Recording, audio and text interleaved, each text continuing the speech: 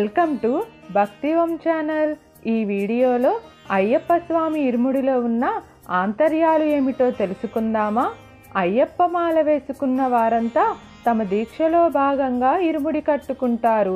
మండల దీక్ష పూర్తయ్యే నాటికి శబరిమలకు చేరుకుంటారు. అక్కడ ఎవరైతే ఇరుముడితో వస్తారో వారికి మాత్రమే స్వామివారి 18 మెట్ల మార్గంలో వెళ్లేందుకు అనుమతిస్తారు.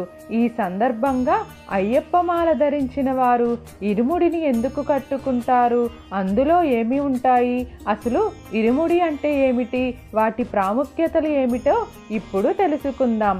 కేరళ రాష్ట్రంలోని శబరిమలలో అయ్యప్ప స్వామి ఆలయం తెరుచుకున్నప్పటి నుంచి అయ్యప్ప స్వామి భక్తులతో శబరిగిరులన్నీ మణికంఠుని నామస్మరణతో మారుమోగుతాయి. మండల దీక్ష భాగంగా కట్టిక నేలపై నిద్రించటం, 2 పూటలా చల్లని నీటితో స్నానం, కేవలం నల్లని వస్త్రాలనే ధరించటం, సాత్విక ఆహారాన్నే తీసుకుంటారు అయ్యప్ప స్వామి భక్తులు. కార్తీక మాస ప్రారంభం నుంచి మకర సంక్రాంతి పూర్తయ్యే వరకు అయ్యప్ప స్వాముల దర్శనం శబరిమలలో నిరంతరం కొనసాగుతుంది. అయితే దీక్ష ముగించే వేళ ఇరుముడిని తప్పనిసరిగా ధరిస్తారు. స్వామి సన్నిధిని చేరుకున్నాకే ఇరుముడిని విప్పుతారు. ఈ సందర్భంగా అయ్యప్ప స్వామి మాల ధరించిన వారు ఇరుముడిని ఎందుకు ప్రత్యేకంగా రూపొందిస్తారు, ఇరుముడితో ఉన్న స్వాములని 18 మెట్ల ద్వారా వెళ్లేందుకు ఎందుకు అనుమతిస్తారనే విషయాలను ఇప్పుడు తెలుసుకుందాము.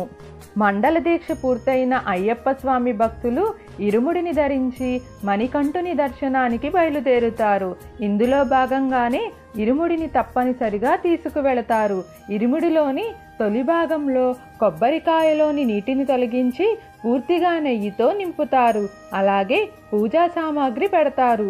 రెండో భాగంలో స్వాముల వారి ప్రయాణానికి కావలసిన బియ్యం, పప్పు, పసుపు, కుంకుమ, రవికలను పెడతారు. భక్తి, శ్రద్ధ అనే 2 భాగాలు కలిగిన ఇరుముడిలో భక్తి అనే భాగంలో కొబ్బరికాయ ముద్ర సంచిని ఉంచి, శ్రద్ధ అనే 2వ భాగంలో తాత్కాలికంగా వాడే ఆహార పదార్థాలని ఉంచుతారు. భక్తి శ్రద్ధలు ఎక్కడ ఉంటాయో అక్కడ ఓంకారం ఉంటుందని, అందుకు నిదర్శనంగానే ఇరుముడిని ఓంకారం అనే తాడుతో బిగిస్తారు.